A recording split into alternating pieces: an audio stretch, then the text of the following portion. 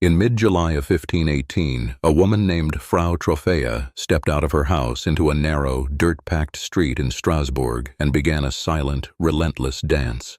There was no music playing, no festival underway, and no rhythm to follow. She moved with a rigid, blank expression, her eyes fixed on something nobody else could see. The summer heat was already oppressive, yet she threw her body into violent, erratic steps. Bewildered neighbors paused their daily chores to watch, expecting her to stop after a few moments of sudden madness. Instead, the eerie display continued without a single pause for breath. The dirt road kicked up dust around her ankles as she spun, stomped, and twisted in the silence. Her face remained entirely devoid of emotion, contrasting sharply with the frantic, exhausting movements of her limbs. In the crowded alleyways of the city, bizarre public spectacles were not entirely uncommon, but this was fundamentally different. The neighbors slowly realized that she was not performing for them, nor was she in control of her own body. The dancing continued for hours, stretching through the afternoon and into the evening without a single interruption. Her husband rushed into the street, making desperate physical attempts to hold her still. He grabbed her arms and tried to anchor her to the ground, hoping to break whatever strange trance had taken hold. But Frau Trophäa fought back with terrifying strength.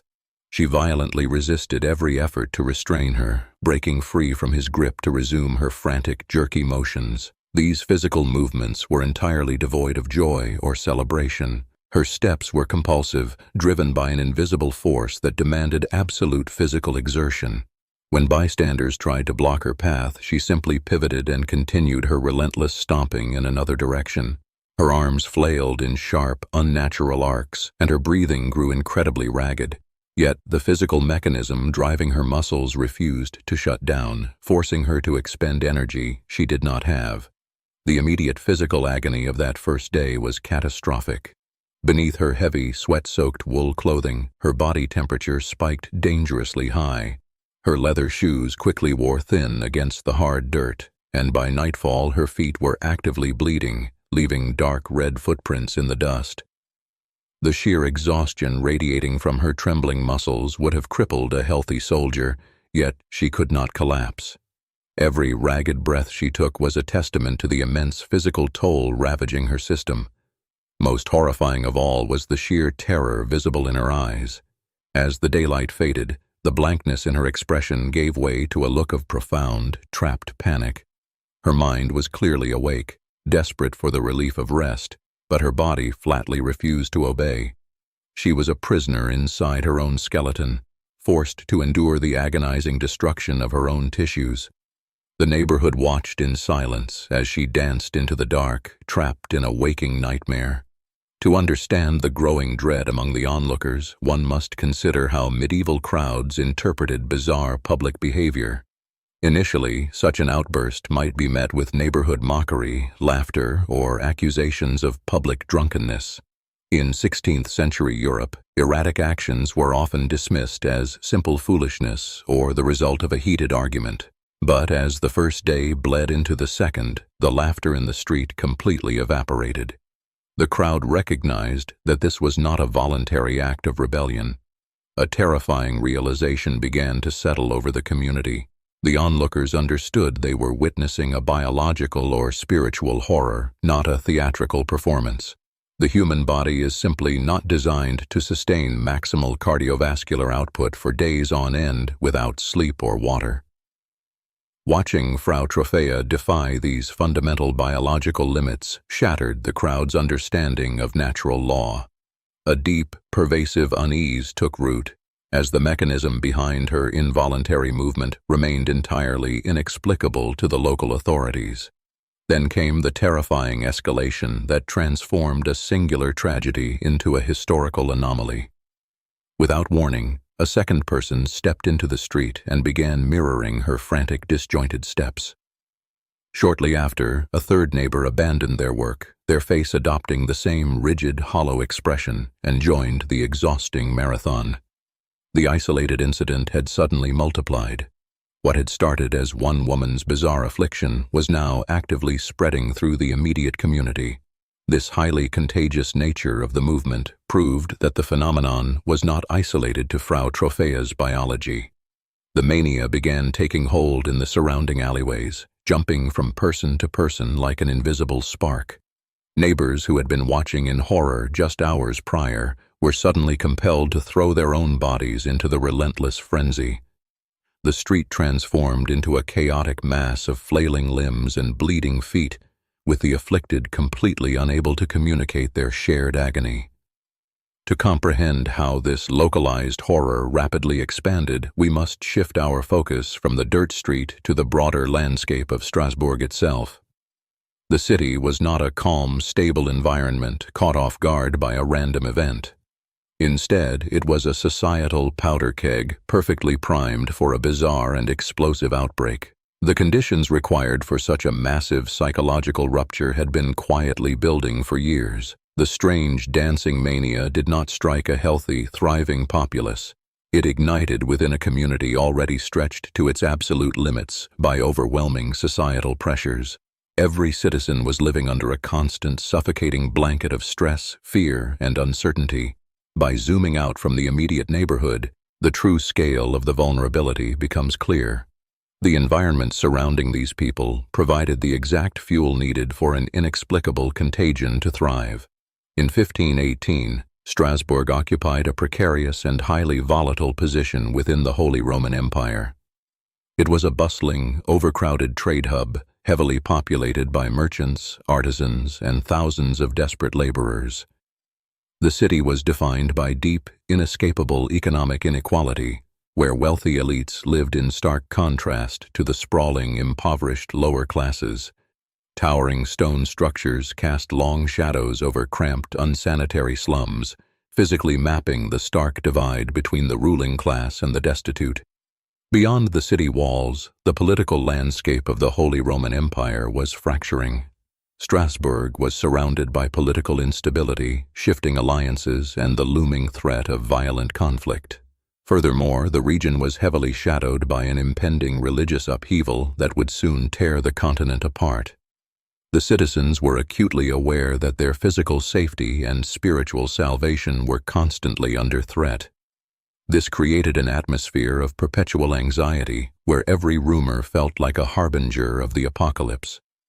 This psychological vulnerability was compounded by a series of brutal, highly documented harvest failures leading directly up to that summer.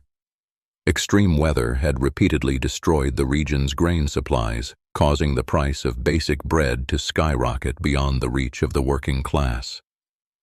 Starvation was not an abstract fear, but a daily, grinding reality. The local government struggled to manage the food shortages, leaving thousands of peasants to survive on whatever meager scraps they could forage. Alongside the famine, a relentless wave of diseases was actively ravaging the lower classes. A terrifying new outbreak of syphilis was tearing through the population, leaving horrific physical disfigurements in its wake. Simultaneously, the mysterious, sweating sickness struck without warning, capable of killing a perfectly healthy person within a matter of hours.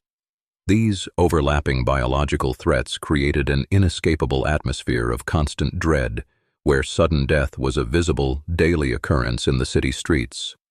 The sheer despair radiating from the starving families in the slums was suffocating. Parents were forced to endure the agonizing emotional weight of watching their children suffer from severe malnutrition, entirely powerless to stop it. The groans of the dying echoed through the thin walls of the overcrowded tenements every single night. This continuous, unyielding trauma stripped away every layer of human resilience. The peasant class was being pushed to the absolute brink of collective mental collapse. Living under this immense shadow of starvation and disease, the mind eventually fractures to protect itself from reality. The people of Strasbourg had endured years of unrelenting misery with no hope of intervention and no promise of relief. The psychological breaking point had finally been reached. When Frau Trophea took her first frantic steps in the street, she was not just moving her body, she was unconsciously lighting a match in a city completely soaked in despair. The city of Strasbourg was governed by a powerful assembly of wealthy merchants and noblemen known as the Privy Council. This elite group managed the daily operations of the bustling trade hub, focusing primarily on commerce, taxation, and maintaining strict public order. They were men of business, completely unprepared for a crisis of this nature. As the dancing crowd swelled in the narrow streets, the disruption to daily life became impossible to ignore. The frantic continuous movement of the afflicted blocked major thoroughfares, halting the transport of essential goods and severely disrupting the local markets. The council realized this growing mob was no longer just a bizarre public nuisance, but a direct threat to the city's economic stability, forcing them to formally intervene. Seeking a rational explanation for the escalating chaos, the council summoned the most respected medical minds in Strasbourg. These elite physicians were brought directly to the streets to observe the throngs of people who were thrashing, leaping, and collapsing in exhaustion. The authorities demanded a definitive diagnosis for the bizarre phenomenon that was paralyzing their city and alarming the populace. After examining the afflicted, the doctors delivered a surprising verdict. They officially ruled out any astrological anomalies or supernatural curses, which were common scapegoats of the era.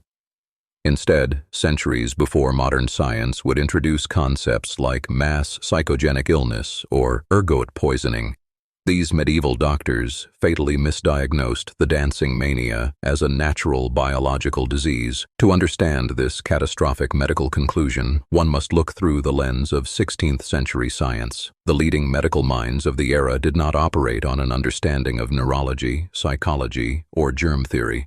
Their entire worldview was built upon the ancient foundations of Galenic medicine, a rigid system that had governed medical thought for over a millennium. This strict adherence to ancient texts dictated that all human health relied on a delicate internal balance of bodily fluids. When that balance was disrupted, the body would react in extreme and predictable ways to correct itself. This rigid medical logic directly set the stage for a disastrous and highly counterintuitive treatment plan for the exhausted dancers. The prevailing medical framework relied entirely on the theory of the four humors, and the doctors concluded the dancers were suffering from a specific imbalance known as hot blood. In the sweltering summer of 1518, the physicians believed that an excess of this overheated blood had literally boiled up into the brains of the afflicted, causing a severe physical malfunction.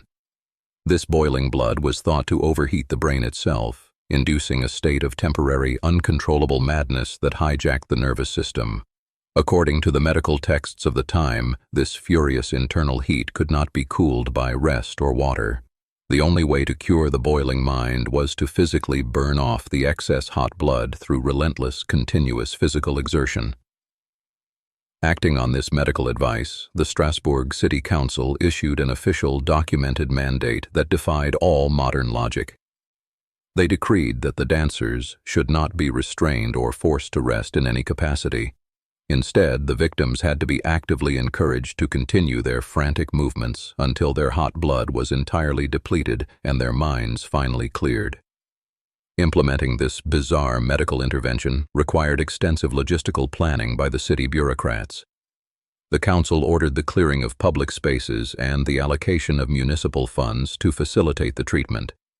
They were essentially organizing a highly structured, government-sponsored physical endurance test for people who were already on the verge of total biological collapse. The result was a surreal and profoundly tragic sight in the heart of the city.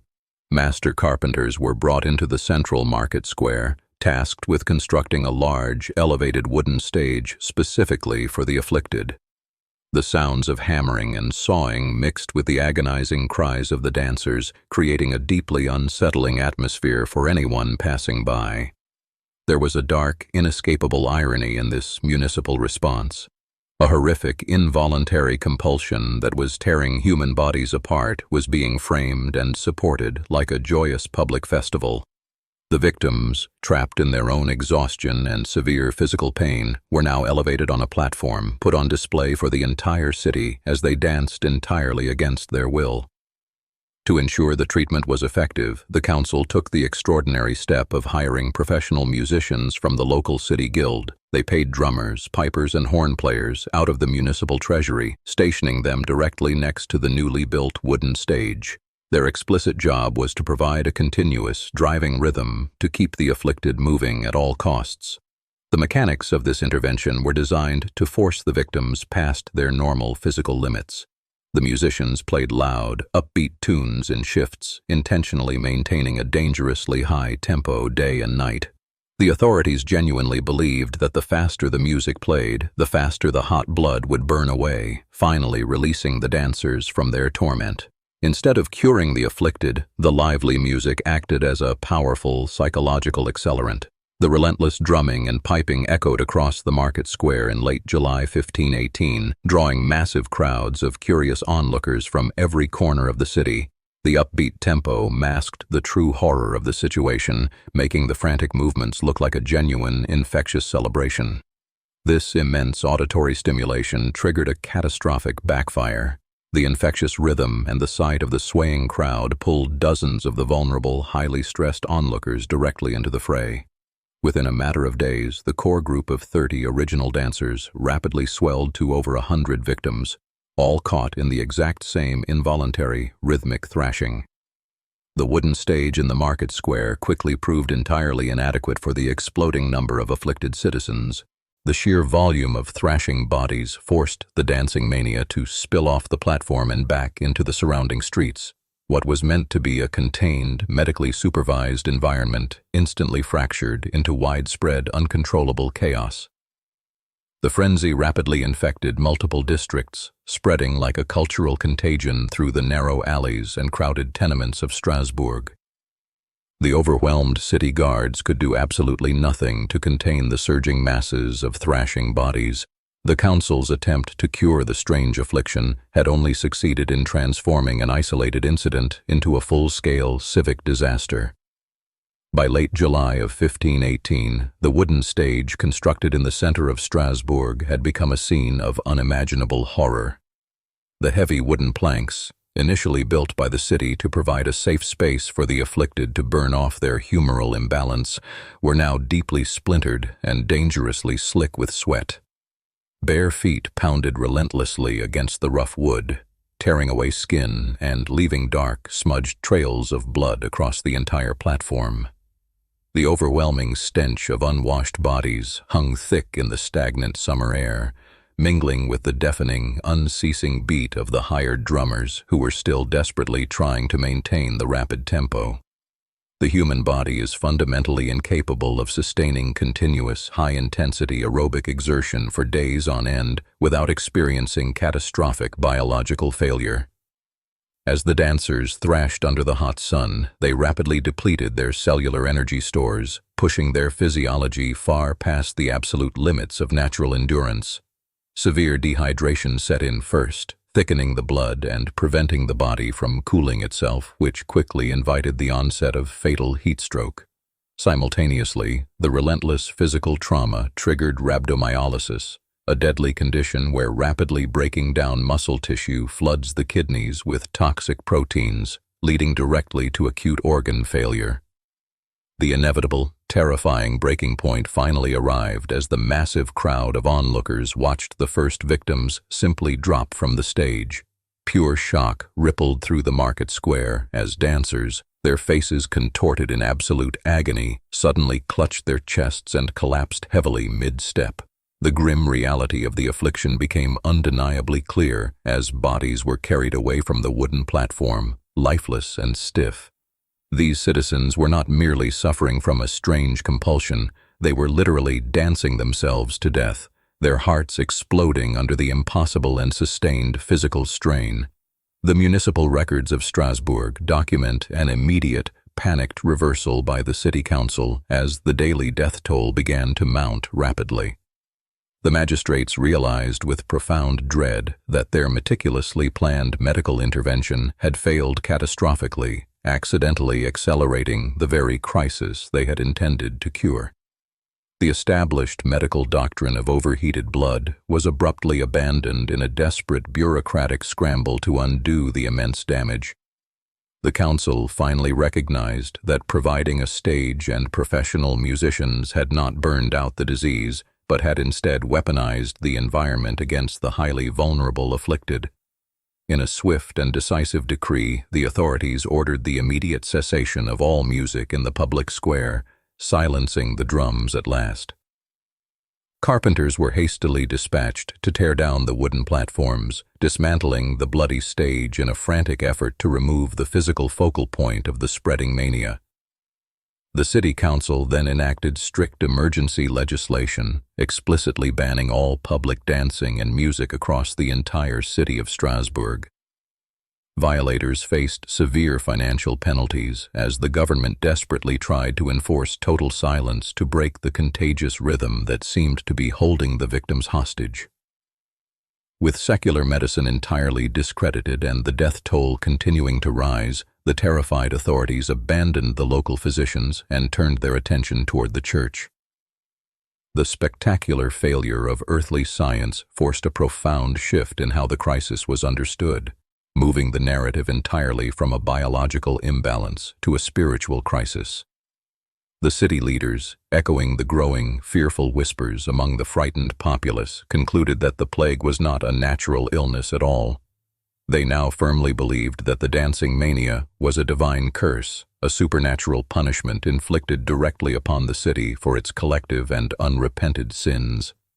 This urgent religious pivot centered heavily on the medieval lore surrounding Saint Vitus, a Christian martyr who had become the revered patron saint of dancers and epileptics. Across the Holy Roman Empire, rural chapels dedicated to Saint Vitus were adorned with vivid images of the saint presiding over those suffering from convulsive, involuntary movements. A terrifying cultural belief permeated the region, suggesting that Saint Vitus possessed a dual, almost paradoxical power over the fragile human body.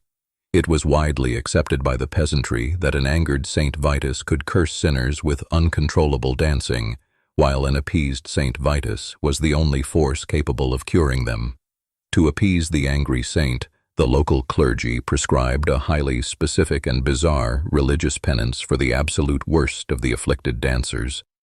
The Strasbourg authorities actually purchased dozens of pairs of red shoes, brought them to the cathedral to be formally blessed by priests, and prepared them for a ritual offering. In a desperate symbolic gesture of total submission, these blessed red shoes were then forced onto the swollen, bloody feet of the most severe cases. The vibrant red leather was meant to signify the burning heat of the divine curse, publicly marking the dancers as penitents who were finally ready to seek forgiveness. The sight of the exhausted, dying dancers being prepared for this extreme spiritual intervention was utterly agonizing for their families to witness. Still thrashing uncontrollably against their own bodies, the most afflicted victims were forcefully restrained and loaded into heavy wooden wagons for a mandatory religious pilgrimage out of the city. Every violent jolt of the rough, unpaved roads sent waves of fresh agony through their battered muscles as the wagons slowly rolled out of Strasbourg. They were bound for a remote mountain shrine dedicated to Saint Vitus, enduring a torturous journey in the desperate hope that the saint would finally lift the devastating curse. The torturous journey finally ended at the grotto of Saint Vitus in Saverne, a site steeped in regional religious authority. Deep within the cool cavern, the exhausted dancers were subjected to a highly structured spiritual intervention designed to break what the clergy believed was a divine curse. The atmosphere was thick with burning incense and echoing chants, creating a sensory overload meant to shock the afflicted out of their madness. Priests dressed in elaborate ceremonial vestments took charge of the thrashing victims, forcefully leading them in stumbling circles around the central altar. The clergy pressed small wooden crosses into their trembling hands and sprinkled them heavily with holy water, reciting relentless Latin prayers. Every movement performed in the grotto was carefully orchestrated to reassert divine order over the chaotic spasms of the dancing mania. The psychological impact of this authoritative ritual was immediate and staggering. For many victims, the sheer physical exhaustion of the brutal pilgrimage, combined with the imposing setting of the cave, finally overwhelmed their relentless compulsion to move. The unyielding structure of the religious ceremony provided a definitive, undeniable endpoint to their suffering, acting as a powerful psychological release valve. One by one, the afflicted dancers finally stopped thrashing against the grip of the priests. Their battered bodies simply gave out, and they collapsed onto the cold stone floor of the grotto, falling into an incredibly deep, restorative sleep.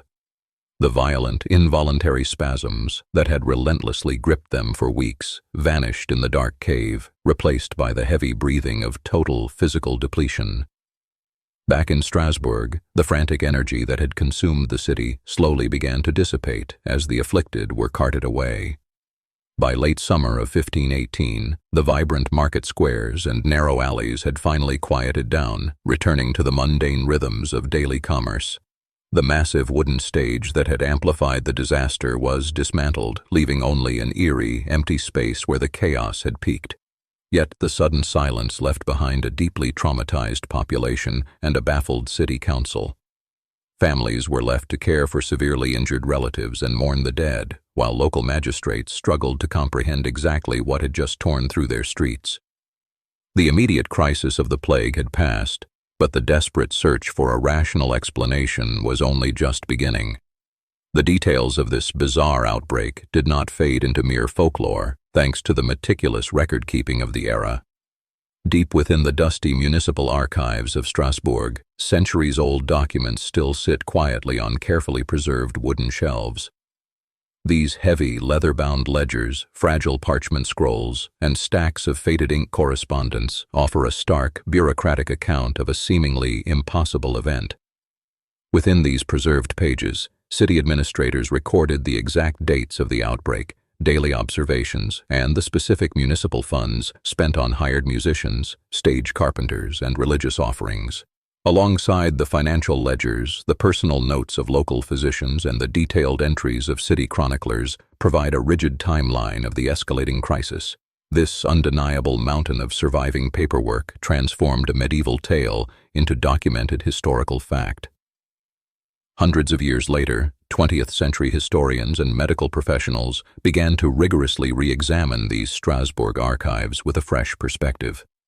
They deliberately stripped away the medieval framework of angry saints and divine curses, looking instead for recognizable biological and psychological patterns. By translating antique medical terminology into modern diagnostic criteria, researchers attempted to systematically solve the enduring enigma using the tools of science. This modern investigative process involved cross-referencing the recorded symptoms, the involuntary twitching, severe exhaustion, and apparent loss of conscious control against known neurological and environmental diseases. Toxicologists reviewed the agricultural records of the Alsace region, while psychiatrists analyzed the intense social dynamics described in the city chronicles. The historical texts were essentially treated as detailed patient charts in a massive medical cold case. Yet, even with the application of modern scientific tools, one haunting mystery remains stubbornly unresolved in the archives: the exact human cost of the event. The most sensational historical chronicles famously claimed that the mania claimed 15 lives a day at its peak, painting a grim picture of city streets littered with the dead. These staggering figures have cemented the event's dark legacy in the public imagination. Modern historians, however, approach these apocalyptic death tolls with deep skepticism, noting that the city's meticulous registries do not show a corresponding spike in daily burials. This frustrating discrepancy leaves a lingering, unsettling void in the historical narrative.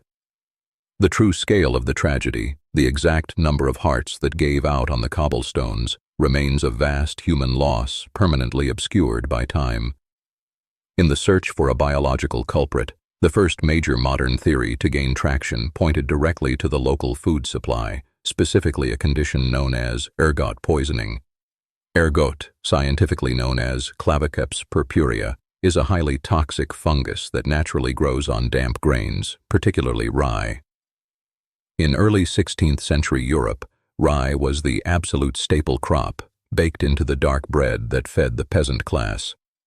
When agricultural weather conditions are just right, specifically during a cold, damp spring followed by a warm summer, the ergot fungus thrives, replacing healthy grain kernels with dark, purplish growths. Because the lower classes relied so heavily on this single crop for their daily caloric intake, a contaminated harvest meant that thousands of people would unknowingly consume the toxic fungus with every meal. The entire municipal food web was highly vulnerable. The physiological consequences of ingesting heavily infected ergot are severe and highly erratic.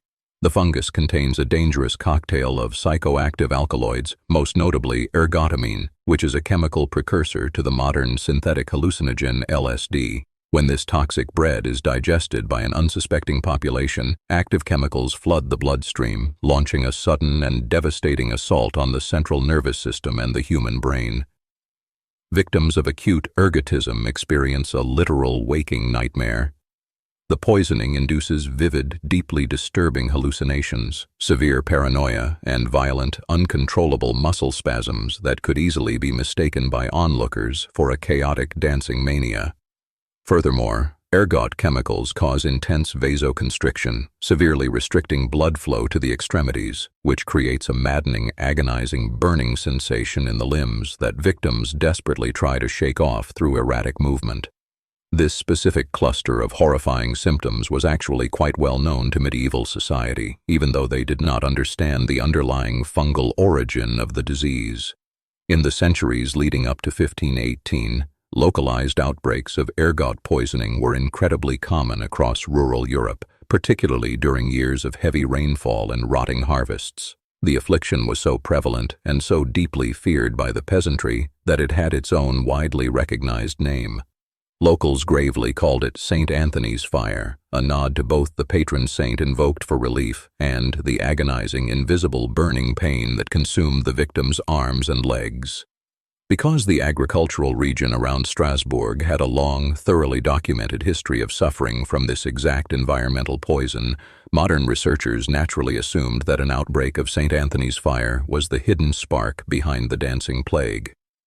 The climate of the Alsace region in the early months of 1518 seemed almost intentionally designed to cultivate an agricultural disaster. A remarkably damp and bitterly cold spring had completely saturated the sprawling fields surrounding the walled city of Strasbourg. The soil remained heavily waterlogged for weeks, ruining the early planting season.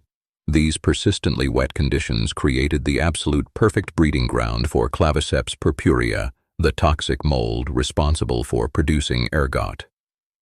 As the crucial summer harvest approached, these dark fungal growths silently infected the staple rye crops. The city's poorest residents desperately relied on this exact grain to bake their daily bread and ensure their survival.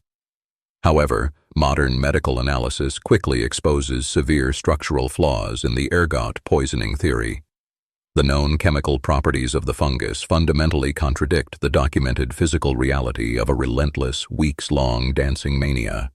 Medical experts note that ergotism simply does not produce sustained athletic endurance.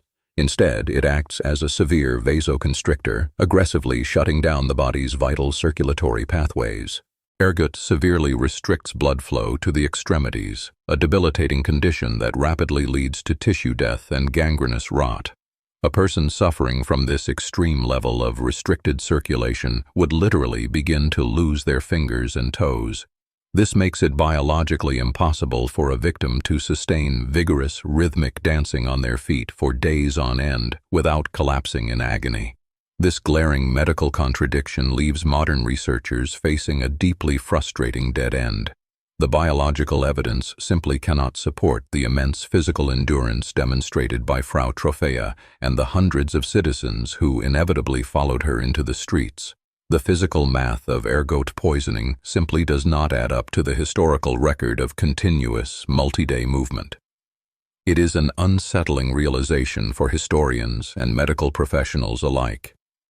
A purely chemical poison cannot account for the highly coordinated, rhythmic, and deeply psychological nature of a massive crowd moving in unison to a musical beat. The true answer had to lie somewhere beyond a simple fungal infection of the local food supply, pointing towards something far more complex. To solve this historical enigma, modern science turns to a completely different mechanism known today as mass psychogenic illness. Often abbreviated as MPI, this fascinating phenomenon occurs when a group of people collectively manifest severe physical symptoms that have no biological pathogen or chemical cause. It is a true disease of the mind that rapidly takes over the physical body. Under this leading modern consensus, the physical human body becomes a desperate canvas for extreme psychological distress. The human brain, overwhelmed by unbearable environmental pressure, essentially short-circuits.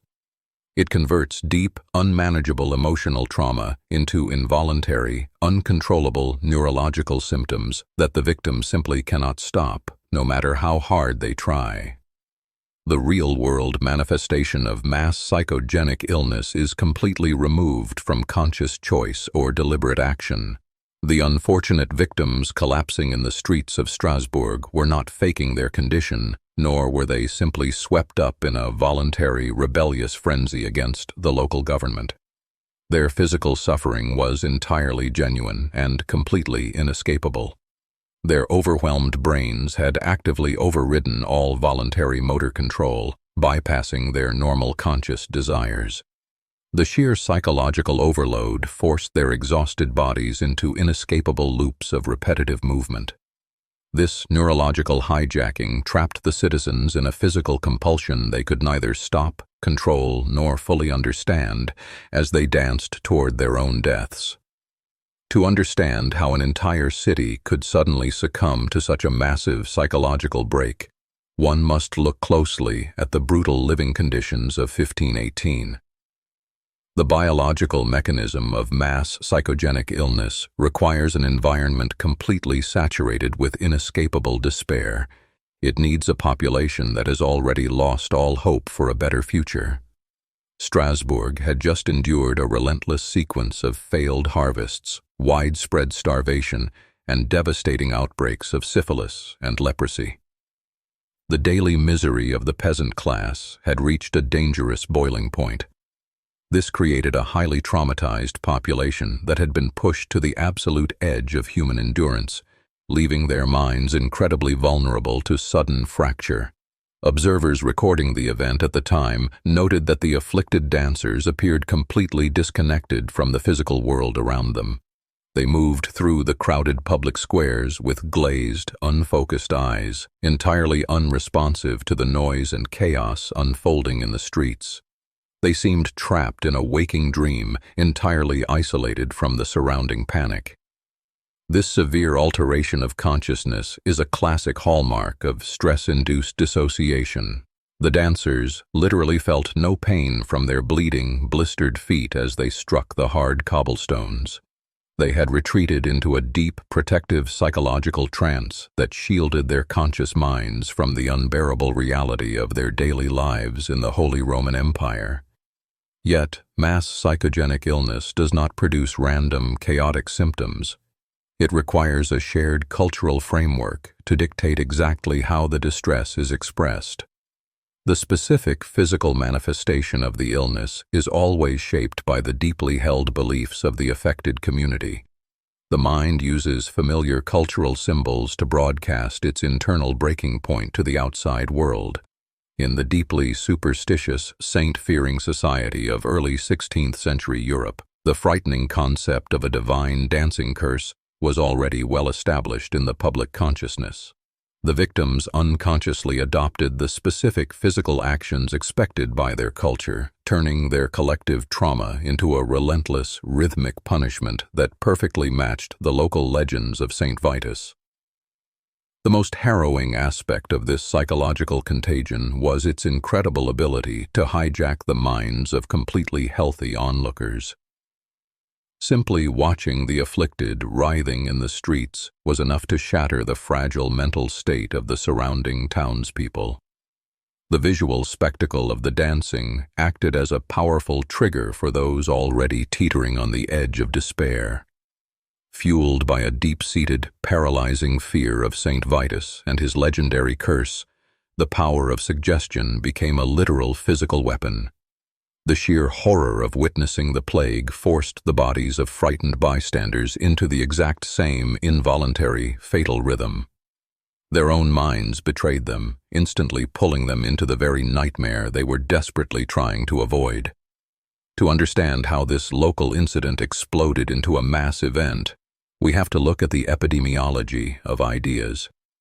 In July 1518, the Strasbourg City Council made a fateful decision that inadvertently transformed a small cluster of afflicted individuals into a massive psychological contagion. By building a public stage in the bustling town square, they created a centralized focal point for the mania. This well-intentioned medical intervention acted exactly like a super-spreader event for a biological virus. The elevated platform ensured that every citizen passing through the city center was exposed to the visual and auditory stimuli of the dancing. Instead of isolating the sufferers, the local authorities had accidentally broadcast the symptoms to thousands of susceptible minds, guaranteeing the rapid transmission of the hysteria. While the scale of the Strasbourg event is famous, historical records from the region prove it was not an isolated anomaly. More than a century earlier, in 1374, a massive outbreak of choreomania swept through several towns along the Rhine River, including Aachen and Cologne. Thousands of people took to the streets, leaping and twitching in a state of religious delirium until they collapsed. These earlier outbreaks established a clear generational pattern of this specific hysteria in the Rhine Valley.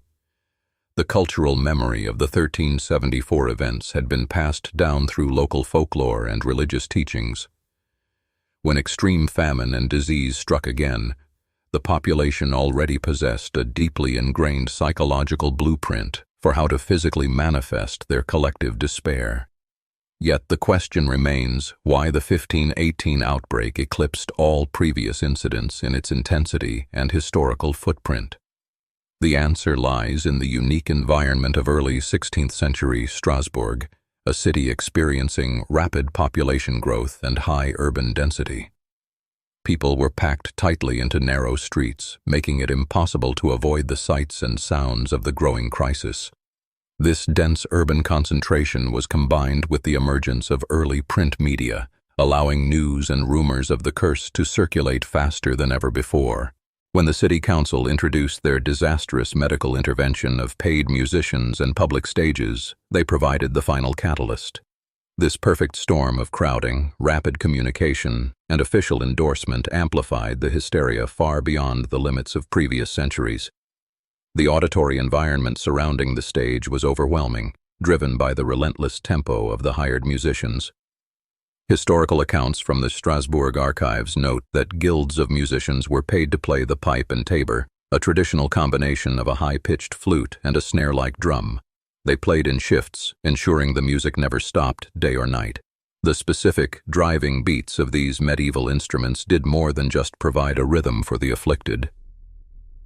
The repetitive, percussive pounding inadvertently synchronized the brainwaves of the exhausted crowd, deepening their collective trance. The continuous sound battered the senses of both the dancers and the audience, creating a hypnotic atmosphere that made it incredibly difficult for anyone to break free from the spell.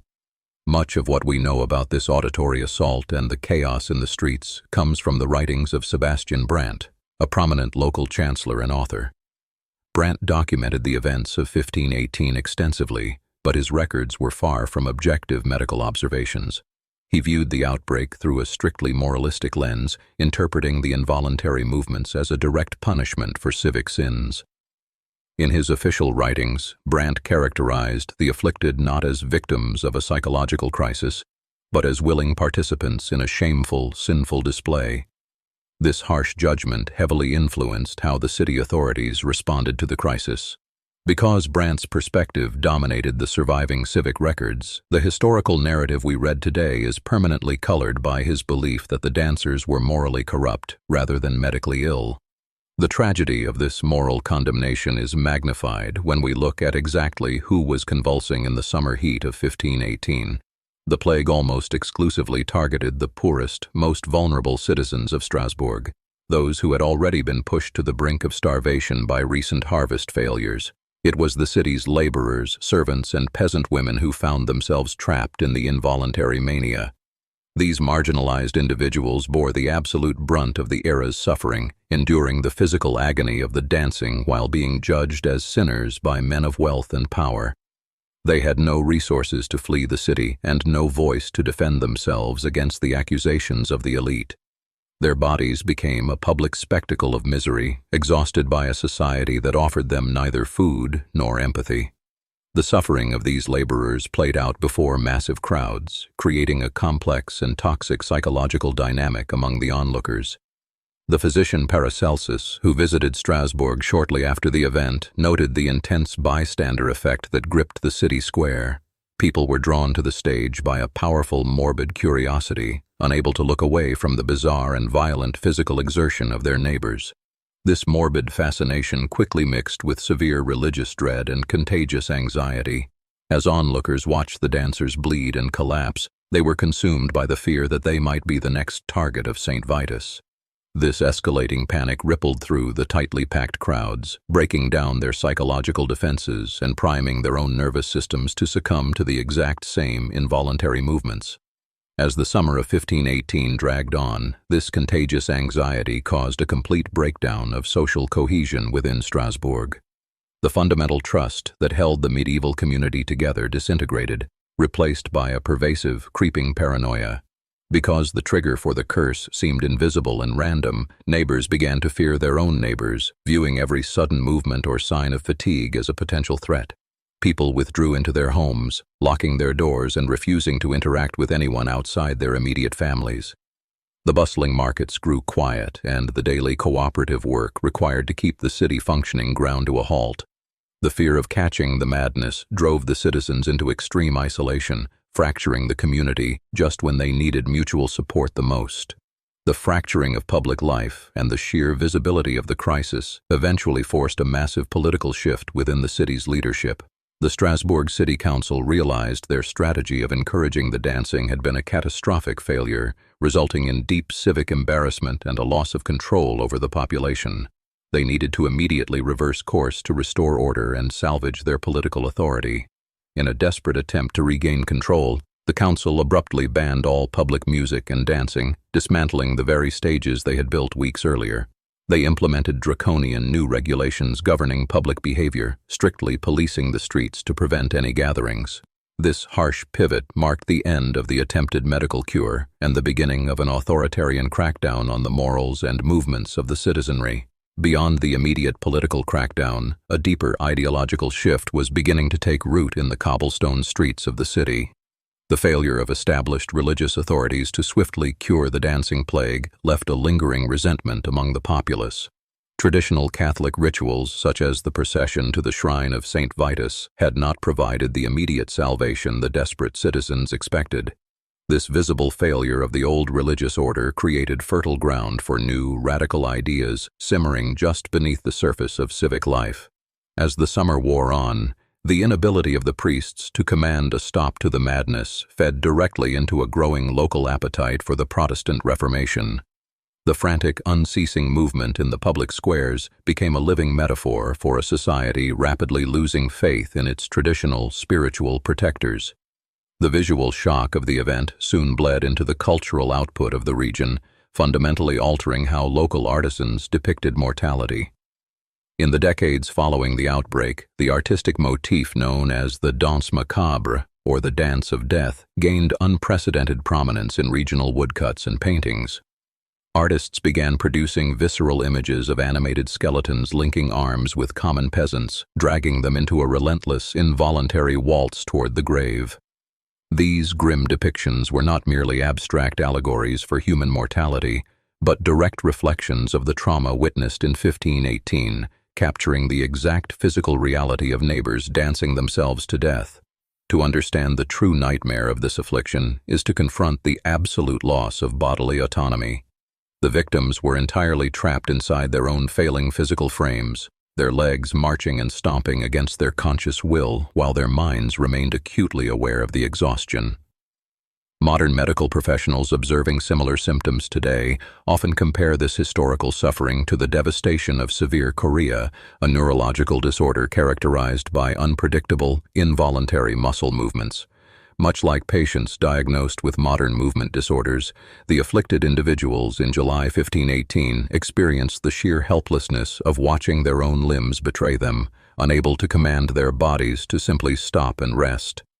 Reconstructing the reality of this helplessness requires modern historians to meticulously filter out centuries of accumulated folklore and exaggeration.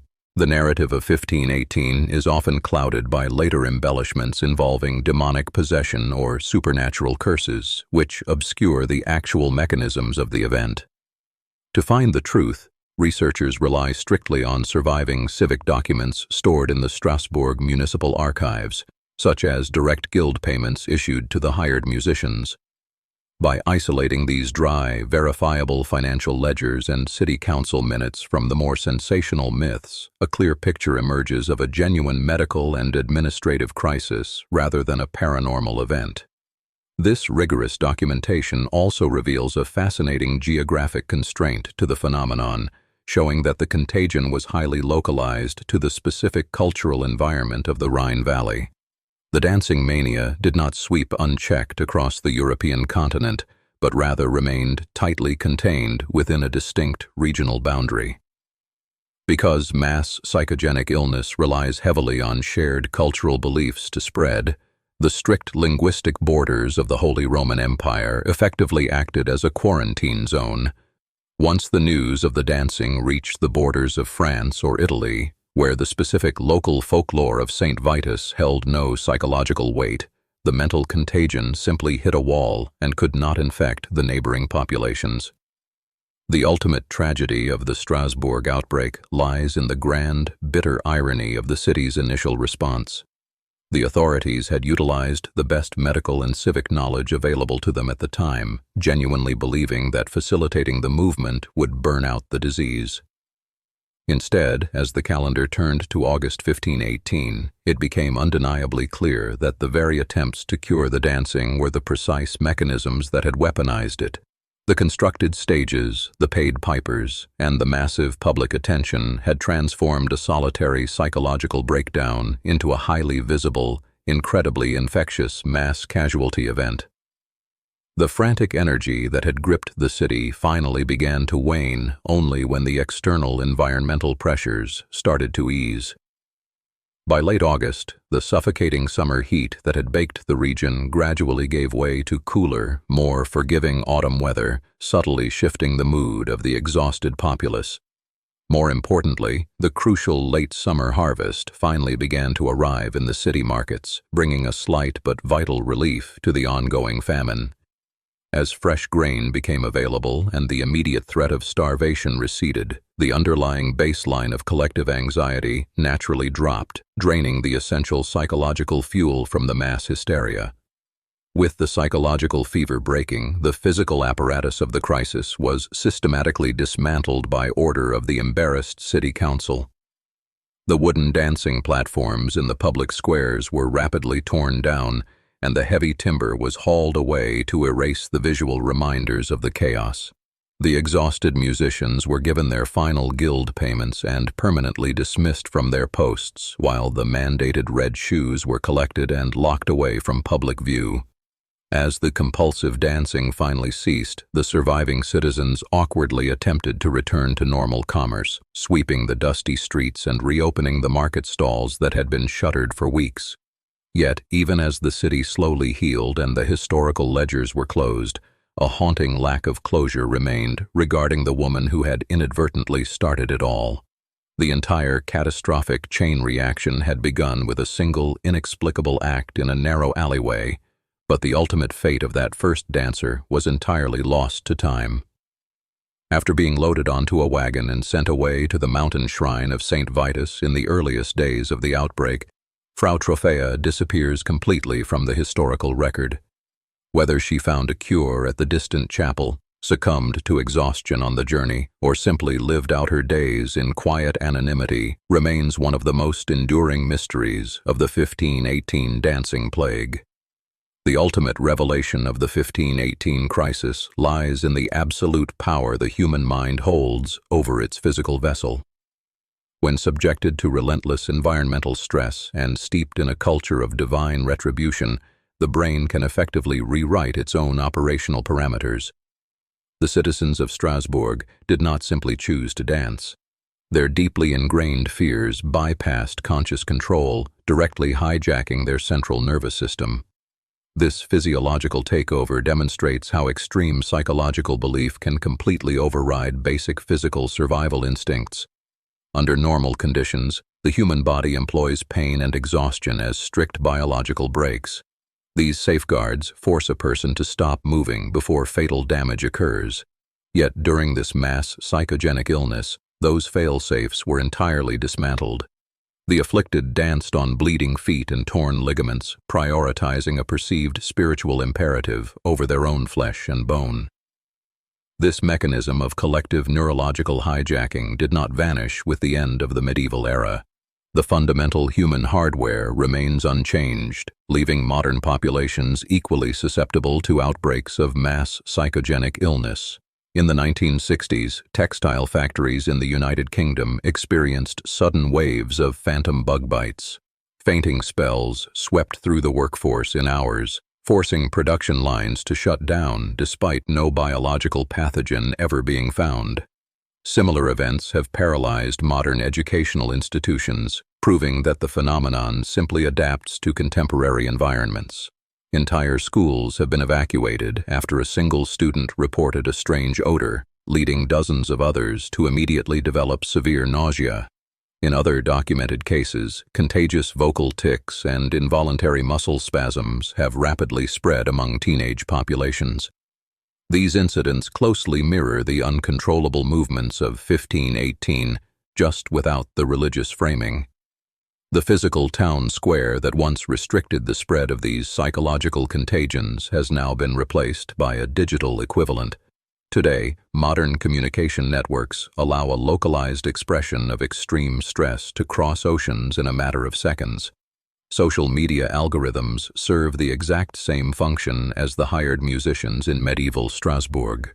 They amplify the frantic rhythm of the affliction and broadcast it to millions of susceptible onlookers simultaneously. The historical memory of the dancing mania eventually forced early medical practitioners to categorize illnesses of the mind separately from physical plagues. Dusty municipal archives across Europe slowly filled with new classifications of disease. These records moved away from demonic possession and toward early models of psychological distress. The careful ledgers kept by the city council provided later generations of physicians with a crucial baseline for studying group behavioral anomalies. In modern psychiatric literature, the detailed accounts preserved by chroniclers now serve as foundational case studies for diagnosing collective hysteria. The rigid stone walls of the city and its meticulously maintained tax records inadvertently created a perfect laboratory environment. They preserved the exact timeline of the contagion. This robust documentation allowed 20th century epidemiologists to map the 1518 event with the same precision used for a cholera outbreak. For the families left behind in the wake of the crisis, the human aftermath was measured in empty chairs and ruined livelihoods. The city council records show that numerous households were financially devastated. Many families lost their primary breadwinners to exhaustion or heart failure during the weeks of uncontrollable movement. Widows and orphaned children were forced to rely on already strained municipal charity systems, adding economic suffering to the initial shock.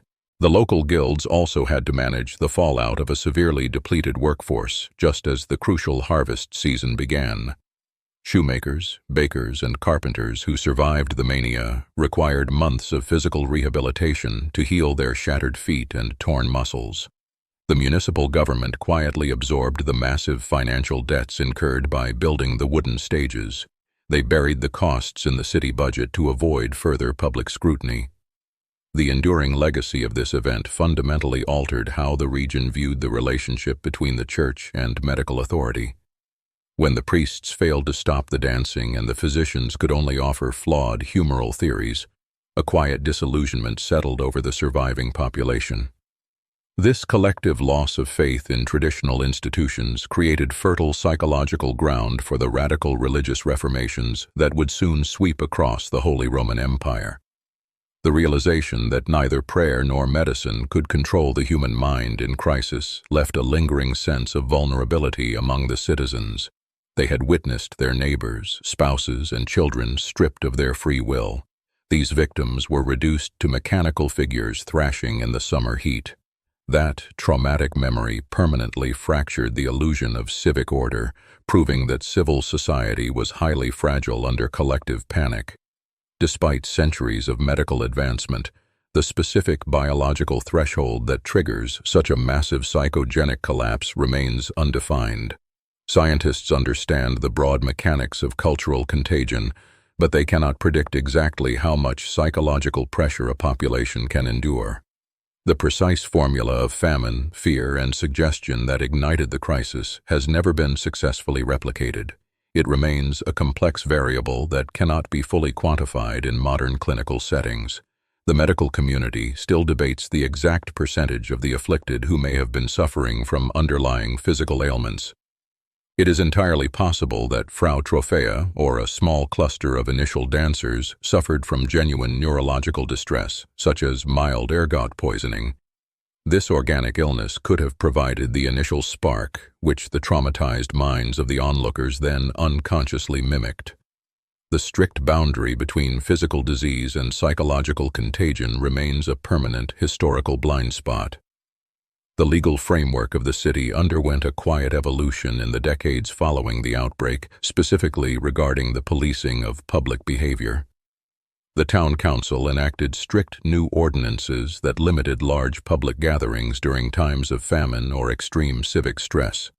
They finally recognized that crowded spaces served as the primary engine for mass panic. These early crowd control measures represented a rudimentary understanding of public health policy. This shift in governance established a precedent that would be mirrored in municipal laws across Europe for centuries to come. The authorities realized that managing the emotional temperature of the public was just as critical to civic survival as maintaining the city walls. The catastrophe forced a permanent change in how the state viewed its responsibility to its citizens. The local government transformed from a mere tax collector into an active manager of public psychology. Beyond the shifting legal codes and medical textbooks, the physical landscape of the city bore quiet scars from the summer of 1518. The narrow alleyway where the dancing first began became a place of unspoken avoidance for the older generations. Many citizens would intentionally alter their daily walking routes to bypass the site. The specific wooden beams used to construct the ill-fated dancing stages were reportedly repurposed into mundane structural supports for new market stalls. The local musicians' guild also instituted new internal rules regarding how and when their members could be deployed by the city council. Never again would they allow their instruments to be used as a prescribed medical treatment for civic disturbances. They had witnessed firsthand how their melodies only poured fuel on the psychological fire.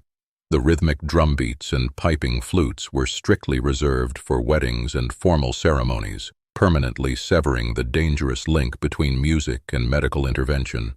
The broader European medical establishment slowly absorbed the lessons of the dancing plague, shifting their gaze from the heavens down to the human nervous system. As the centuries progressed, the dark, cramped medical theaters of the Renaissance began to host detailed anatomical dissections.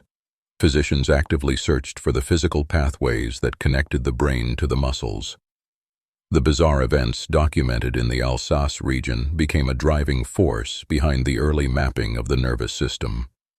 The archives of the Holy Roman Empire reflect a quiet but definitive shift in the decades following the summer of 1518. City clerks in Strasbourg and neighboring territories ceased categorizing mass public outbursts as supernatural afflictions, instead logging them under the jurisdiction of civic health officials. The physical layout of municipal spaces also adapted, with new ordinances mandating wider market squares to prevent the rapid physical accumulation of crowd panic. Despite this administrative evolution, modern epidemiologists remain frustrated by a permanent gap in the physical evidence. Because the victims were buried in unmarked mass graves outside the city walls, researchers cannot extract bone or dental samples for chemical analysis. Without these physical remains, science cannot definitively test for the presence of ergot alkaloids or specific nutritional deficiencies that might have primed the population for the mania. This missing biological data leaves the exact ratio of organic poisoning to mass psychogenic illness impossible to calculate. Medical historians can track the daily spread of the dancing through municipal ledgers, mapping how the behavior jumped from street to street.